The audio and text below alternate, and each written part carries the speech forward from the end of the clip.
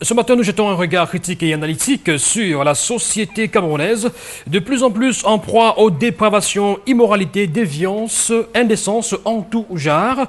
Peut-on attribuer cette crise morale à la lumière de certains faits de société ayant défrayé la chronique, à l'occidentalisation eu égard à la mondialisation, ou alors cette crise morale est un corollaire, par exemple, de la disparition des leçons de morale dans nos établissements?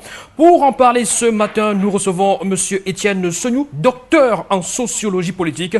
Il est face à la vérité. Bonjour, docteur. Bonjour. Comment allez-vous ce matin? Parfaitement bien, ça va. Super. Alors, docteur, est-ce qu'on peut être d'accord sur ce fait que dans notre société camerounaise aujourd'hui, l'immoralité est une réalité? Ah oui, c'est une réalité. Et c'est vrai que chez nous, en sociologie, on parle plutôt de déviance. Ouais. Et ce n'est pas seulement la société camerounaise, c'est un phénomène mondial. Dans tous les pays, même les pays occidentaux, la dépravation morale est assez observable.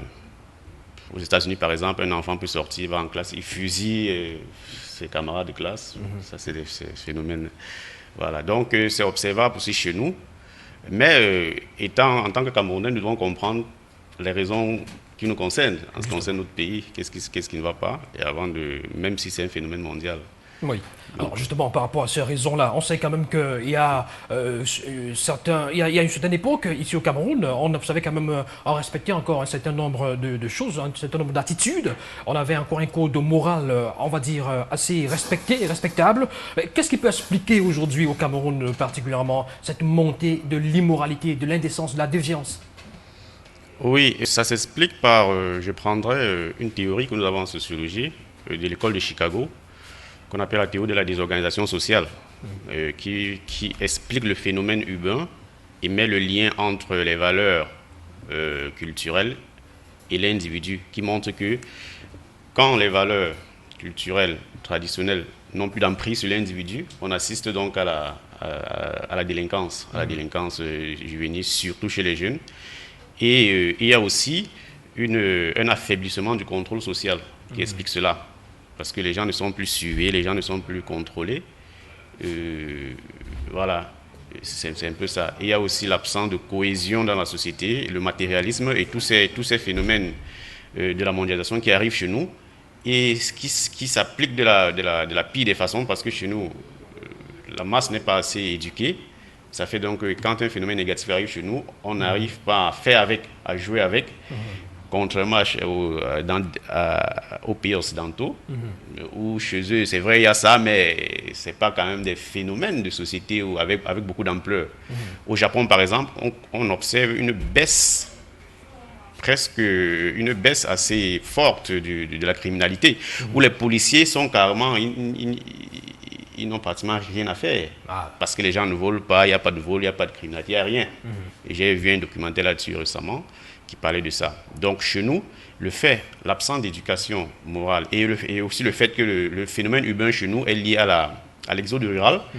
La masse urbaine est composée de beaucoup de gens qui viennent de la zone rurale. Donc n'étant pas socialisés au mode de vie urbain, ils vont donc appliquer se conduit d'une certaine façon qui n'est pas propre à la vie urbaine.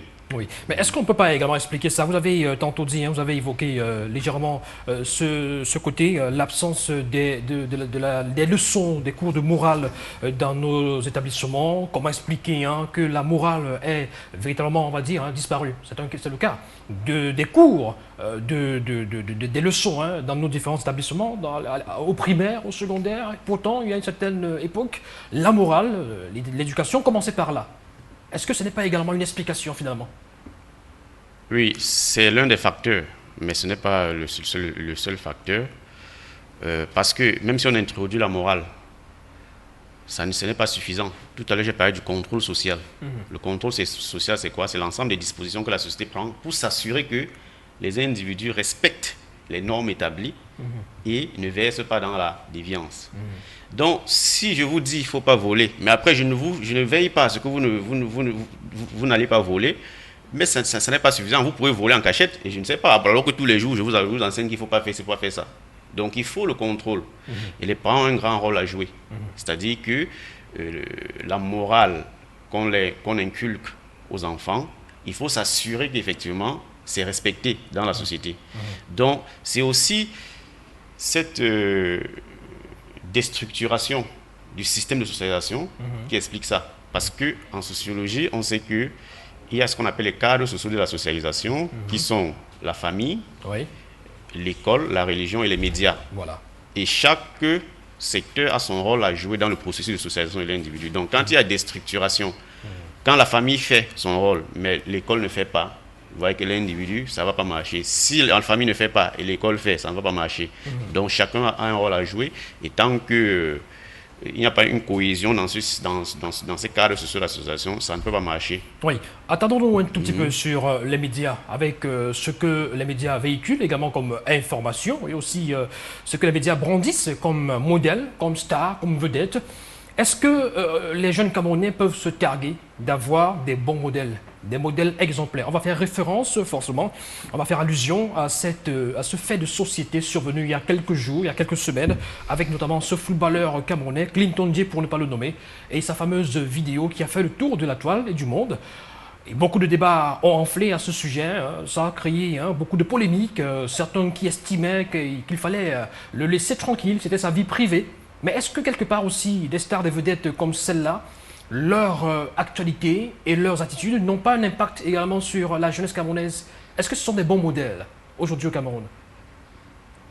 Forcément, ça a de l'impact. Maintenant, des bons modèles, là, il peut y avoir débat parce que ça va dépendre sous quel angle on prend le mot modèle. Mais ce qui est sûr, dans notre société, il y a des repères, ce qu'on appelle en société les repères sociaux.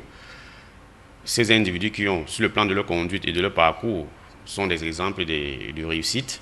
Il y en a, mais sauf que dans notre société, c'est des faux modèles qu'on présente. Voilà. C'est ça le problème, les faux modèles.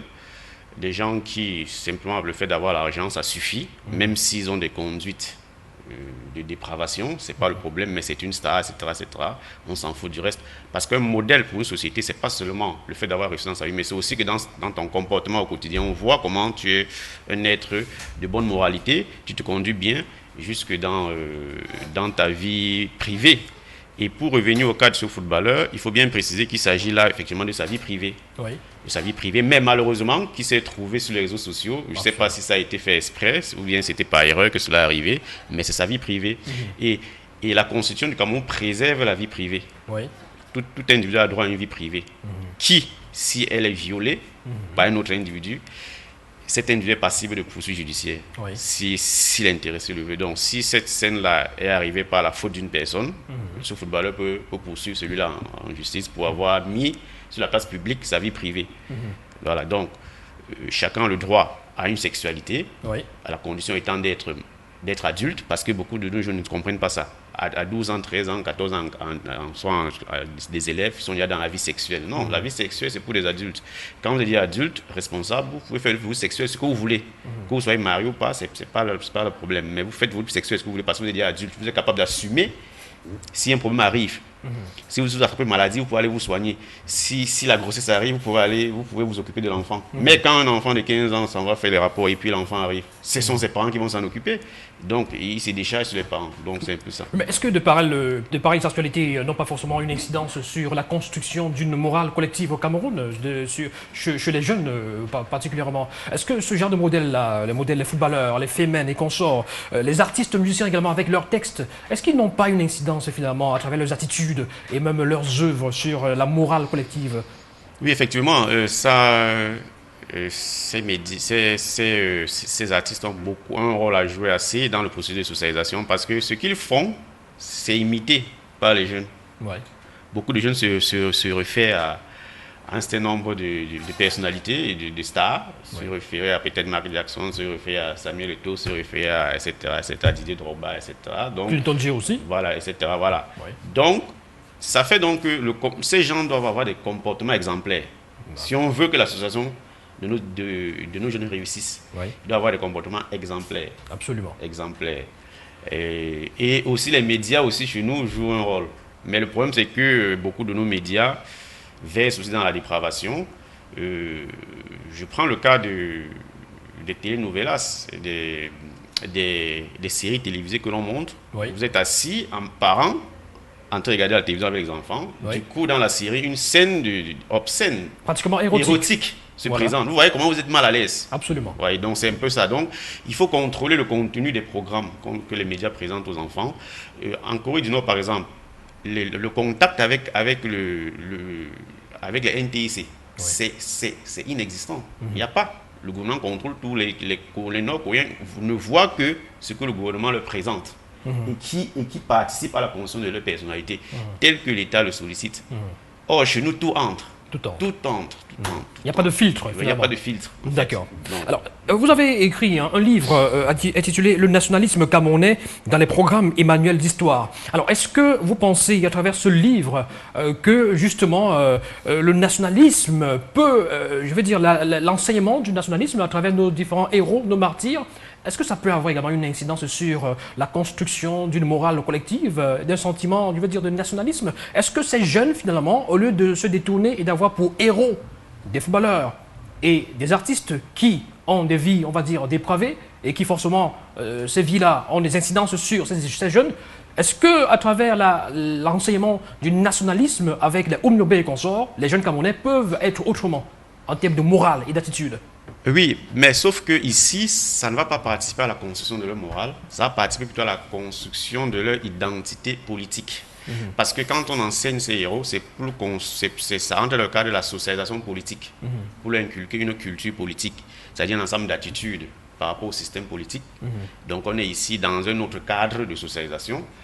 Et donc, les Oumniobé vont servir par exemple d'exemple de modèle de patriotisme. Voilà. Voilà. D'exemple de modèle de conscience de résistance face à l'oppression coloniale, parce que c'est ce qu'ils ont fait. Et aujourd'hui, on en a besoin, parce que notre pays est de toutes parts dominé par l'impérialisme occidental partout. Sur le plan culturel. Voilà. Donc, c'est la lutte qu'ils ont menée pour mettre fin à cet impérialisme. Bon, ils n'ont pas réussi, ils sont morts, ils ont été tués. On a continué. Donc aujourd'hui, on a besoin d'eux comme repère pour la construction de la conscience historique, de la conscience des résistances et de la conscience politique chez les jeunes. Pour ce qui est de la morale, c'est d'autres personnes qui peuvent aider à faire cela, les hommes religieux. Et je rappelle que les repères sociaux, ce n'est pas seulement les Oumniobé. Même dans le football, on peut avoir les repères. Dans toute la sphère de la société, il peut y avoir des repères. Des repères. Et chaque secteur correspond à un type de socialisation. Voilà. Merci, docteur Seignou, d'avoir fait le déplacement ce jour. On rappelle, on réitère que vous êtes auteur d'un magnifique ouvrage, Le nationalisme camerounais dans les programmes Emmanuel d'Histoire. En quelques mots, on vous permet quelques mots, le livre disponible quand? Oui, le livre est disponible à l'Harmattan. Voilà, donc, et moi aussi, pour ceux qui en ont besoin, peuvent me contacter. D'accord. À l'Harmattan ou alors chez moi. D'accord. On se chargera de transmettre, de relayer les contacts du docteur Seignou. Donc, si vous avez besoin de son ouvrage qui contribuera forcément à l'édification d'une société, on va dire, morale, un peu plus correcte et exemplaire. Merci, docteur, et surtout, bonne journée à vous. Merci à vous.